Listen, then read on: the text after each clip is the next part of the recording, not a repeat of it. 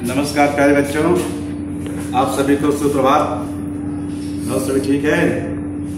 अच्छा, कक्षा 8वीं वाले घर काम तो बहुत कम ही लोग कर रहे हैं, बाकी लोग यहाँ पर हैं कि नहीं हैं ये भी नहीं मालूम पड़ता है। कुछ ऐसे बच्चे हैं जो बड़ा अच्छा काम करते हैं, बराबर, उनका काम समय से पूरा होता है प्यारे बच्चों। और कोई बच्चे ऐसे हैं जो अपना लॉकडाउन समझ के जो घूम रहे हैं, बराबर, वो कोई ध्यान नहीं दे रहे पढ़ाई पर। ये तो लॉकडाउन आज नहीं कल खत्म हो जाएगा, तो हम लोगों को फिर वापस जो है आना पड़ेगा उसी क्षेत्र में। आप लोग भी मेहनत किए रहेंगे, आप लोगों को आगे चल करके असुविधा नहीं पैदा होगी प्यारे बच्चों। तो आप लोगों को अभी तक 3 पाठ बता दिया गया है ना। इसके पहले आप लोगों को आर्द्रता एवं मेघ के बारे में बताया मैं। आर्द्रता किसे कहते हैं, मेघ के कितने प्रकार हैं, बताया गया कि नहीं बताया गया था, बराबर ना?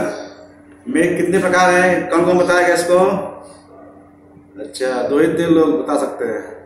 तो मेघ के प्रकार बताया गया था आप लोगों को। अधिक ऊंचाई वाले मेघ, हम लोग देखते हैं बादल कभी बहुत ऊंचाई जाता है, एकदम जो है बहुत दूर जान दिखता है ना। और एक मध्यम ऊंचाई वाले बादल होते हैं, और एक कम ऊंचाई वाले बादल, जैसे क्यूमुलोनिम्बस जो कम ऊंचाई वाले बादल होते हैं, जिससे अधिक बारिश होती है। ये बादलों प्रकार आप लोग बताया मैं, बराबर। अब आज जो है हम लोग क्या करेंगे, जो चौथा पाठ है, उस चौथे पाठ का नाम क्या है? सागरी नीतल की संरचना। सागरी नीतल की संरचना है। तो ये आज हम लोग पढ़ेंगे सागरी नीतल की संरचना, माने सागर की बनावट कैसी है। नीतल माने चले, तल माने हिस्से की बनावट कैसी सागर की है। हर चीज बनावट अलग अलग होती है प्यारे बच्चों। ये पृथ्वी उसकी बनावट अलग है, मनुष्य उनकी बनावट अलग अलग है, सब हम लोग देखते हैं ना। उसी प्रकार जो सागर होते हैं उसका जो है जो बनावट होती है उसकी रचना अलग अलग है, क्योंकि सागर से हमको बहुत सारे पदार्थ मिलते हैं। सागर के हम लोग बाहर जाते हैं, देखते हैं मैदान मिलता है, वहाँ ढाल भी है, बालू की जो है दीवारें भी हैं, बराबर, बहुत सारी चीजें वहां पर हैं। बहुत गहरा भाग भी है सागर का, बराबर। तो आज हम लोग जो है सागरी नीतल की संरचना को पढ़ेंगे। सबसे पहले हम लोग देखते हैं, यहाँ पर दिया गया है कि भूगोल प्रकरण जो है सागरीय नीतल की संरचना भाग 1, पाठ चौथा है। अब प्यारे बच्चों देखते हैं सागरीय नीतल की संरचना। पहला पॉइंट है, जलमग्न भूमि की संरचना को सागरीय नीतल की संरचना कहा जाता है। जलमग्न भूमि, वह भूमि जो जलमग्न हो, जो जल के अंदर हो, ऐसी बनावट वाली रचना को सागरीय जो है नीतल की संरचना कहते हैं। क्योंकि सागर के अंदर भी जमीन है, तो जलमग्न माने जल में डूबे हुए, मग्न माने क्या होता है, जल में डूबे हुए जो है भूमि की संरचना को सागरीय नीतल की संरचना कहा जाता है। दूसरा पॉइंट दिया है कि भूमि की गहराई और आकार के अनुसार, भूमि की गहराई और आकार के अनुसार सागरीय नीतल की संरचना को विभिन्न सागरीय भू आकृतियों में वर्गीकरण किया जाता है। यहाँ दिया सेकंड पॉइंट, भूमि की गहराई और आकार के अनुसार सागरीय नीतल की जो संरचना है उसको विभिन्न भागों में बांटा गया है, विभिन्न भू आकृतियों में वर्गीकृत किया गया है, बराबर। अब ये देखेंगे कौन कौन सी आकृति हैं। जो आप सभी लोग सागर किनारे गए हैं, यहाँ बहुत सारे बच्चे जाते हैं, जैसे अपना जो है मारवे है, अक्सा ब्रिज है, बराबर, गिरगांव चौपाटी है। तो ये अपना जो है गिरगांव चौपाटी का जो सागर है, अरब सागर है, ये तो जब जो खाड़िया सब है, तो वहाँ हम लोग देखते हैं पूरा पानी पानी दिखता है, लेकिन उस पानी के बीच हमको क्या मिलती है, चट्टानें दिखाई पड़ती है ना, बराबर। उस समुद्र के अंदर क्या होती है प्यारे बच्चों, चट्टानें दिखाई पड़ती हैं। तो यहाँ हम लोग सबसे पहले क्या देखेंगे कि महाद्वीपीय मग्न तट, इस तट का निकटवर्ती भूभाग पानी में डूबा होता है। यह तट उथला सबसे मंद ढाल वाला होता है। इस भूभाग को महाद्वीपीय मग्न तट कहते हैं। महाद्वीपीय मग्न तट माने जो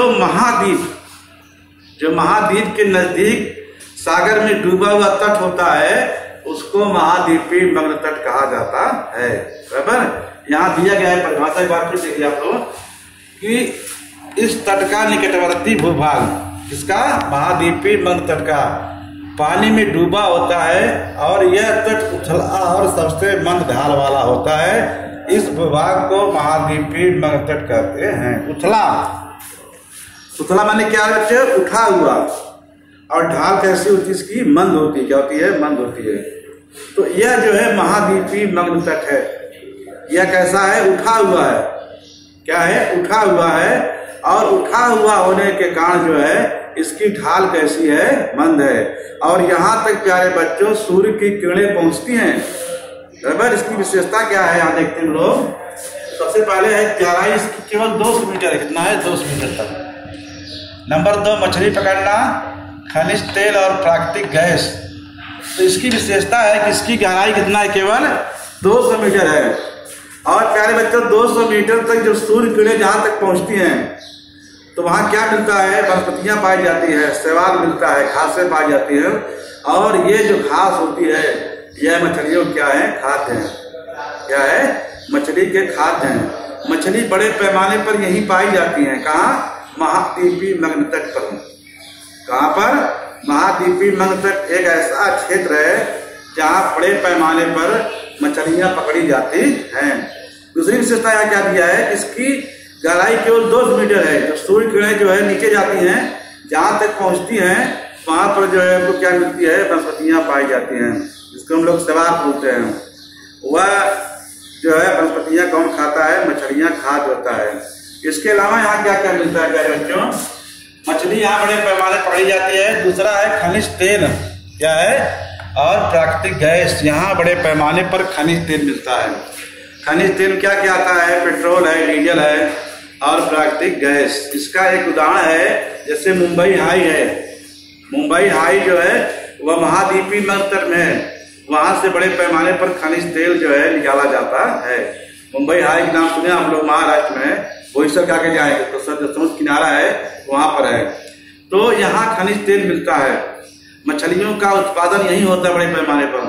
इसलिए मछलियाँ मछुआरे वहीं जाते हैं जहाँ समुद्र का भाग जो है नीचा हो। अब देखते हैं हम लोग चार्ट के माध्यम से आप लोग समझाता है बच्चे। यहाँ पर ये देखिए, ये दिया है सागरी नीतल की संरचना। अब देखिए यहाँ पर जो है क्या दिया गया है? इकाई मीटर में। ऊंचाई इसकी मीटर में ना 2000-1500 बराबर देख रहे हैं आप लोग। तो ऊंचाई बढ़ती जा रही है। अब फिर यहाँ दिए गए विभिन्न भूआकृतियाँ। तो यहाँ पर केवल जो है बना के छोड़ दिया गया है। ये समुद्री तल है ना। अब इसके नीचे देखिए आकृतियाँ दी गई हैं। आप नीचे आए देखिए महासागरीय तल की संरचना। अब देखो प्यारे बच्चों 4000 मीटर गहरा है, ये 2000 मीटर गहरा है। ये महाद्वीपीय मंद तट है। यही हमारा क्या है? मंद तट है, जो जलमग्न सीमा, जो समुद्र के अंदर है। बराबर। इसको महाद्वीपीय जलमग्न कहते हैं। और इस महाद्वीपीय तट के बाद क्या शुरू होता है? महाद्वीपीय ढाल। क्या शुरू होता है?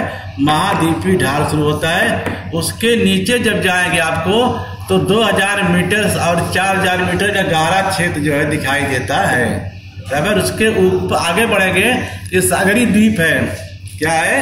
सागरी द्वीप माने उठा हुआ भाग। वे द्वीप जो होते हैं जैसे अपना बंगाल खाड़ी में अंडमान निकोबार द्वीप है और अरब सागर में जैसे लक्षद्वीप है। ये द्वीप है माने उठा हुआ भाग है। बराबर। यहाँ दिया है मध्य सागरीय पर्वत श्रेणियाँ बहुत दिखाई पड़ती हैं और ये समुद्र तट है। बराबर। तो प्यारे बच्चों ये जो आकृति दिखाई दे रही है आप लोग ध्यान देखिए, ये महाद्वीपीय मंद तट है। क्या है?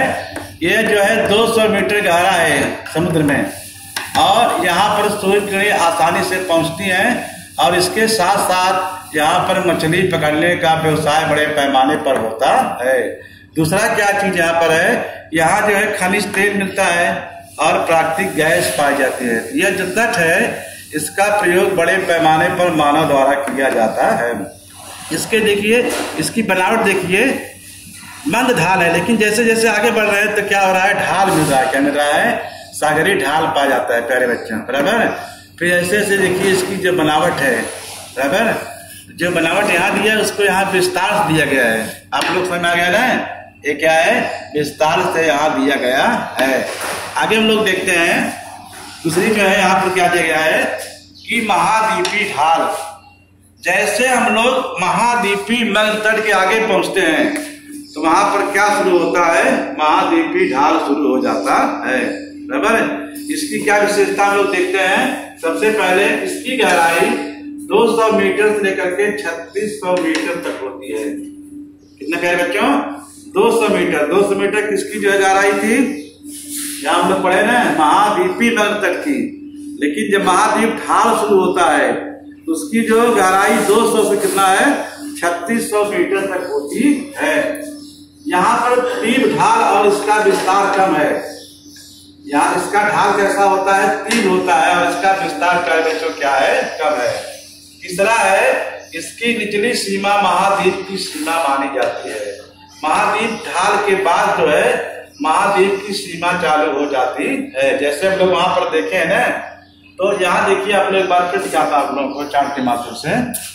अब ये महाद्वीपीय मग्न तट है 200 मीटर। अब देखिए ढाल है, ढाल कितना है, 200 से लेकर के 3600 मीटर तक। उसके बाद यहाँ प्यारे बच्चों, यहाँ महाद्वीपीय जो है महाद्वीप है, इसकी सीमा यहाँ पर चालू हो जाती है। बराबर। हमारा जो महाद्वीप है, कितने महाद्वीप हैं विश्व में, आप लोग पढ़ा गया मालूम होगा ना। विश्व में कुल कितने महाद्वीप हैं, 7 ना। बराबर। 7 में जैसे एशिया महाद्वीप है, यूरोप महाद्वीप है, अफ्रीका महाद्वीप है, उत्तरी अमेरिका, दक्षिण अमेरिका 5 हो गए, ऑस्ट्रेलिया जो है 6 और अंटार्कटिका। ये 7 महाद्वीप हैं। 7 महाद्वीप की बनावट जो है अलग अलग है। जैसे एशिया बड़ा महाद्वीप है विश्व का, और ऑस्ट्रेलिया सबसे छोटा है। वैसे सागर हैं, बराबर। वैसे क्या है, महासागर है। तो सागर में अरब सागर है, भूमध्य सागर है, माने जहाँ पानी का जो है स्रोत कम होता है। लेकिन महासागर क्या होते हैं, बड़े होते हैं। तो सबकी अलग अलग बनावट है। तो नंबर 2 हम लोग क्या देखें, महाद्वीप की ढाल। इसकी विशेषता क्या है, इसकी गहराई 200 से लेकर के 36 मीटर तक है। यहाँ पर तीव्र ढाल और इसका विस्तार कम है प्यारे बच्चों। इसकी निचली सीमा महाद्वीप की सीमा मानी जाती है। तीसरा क्या दिया है, सागरीय मैदान। क्या दिया गया है, सागरीय मैदान। पहला पॉइंट है कि महाद्वीपीय ढाल के बाद आने वाले सागरीय नितल के विस्तृत समतल भाग को सागरीय मैदान कहते हैं। जैसे प्यारे बच्चों हम लोग महाद्वीप ढाल से आगे बढ़ेंगे तो वहां क्या पहुंच जाता है, सागरीय मैदान। क्या पहुंच जाएगा, सागरीय मैदान हमको दिखाई देता है। उसको सागरीय मैदान कहा जाता है। महाद्वीप ढाल के बाद आने वाले सागरीय नितल के विस्तृत माने बड़े पैमाने पर समतल भूभाग को सागरीय मैदान कहते हैं।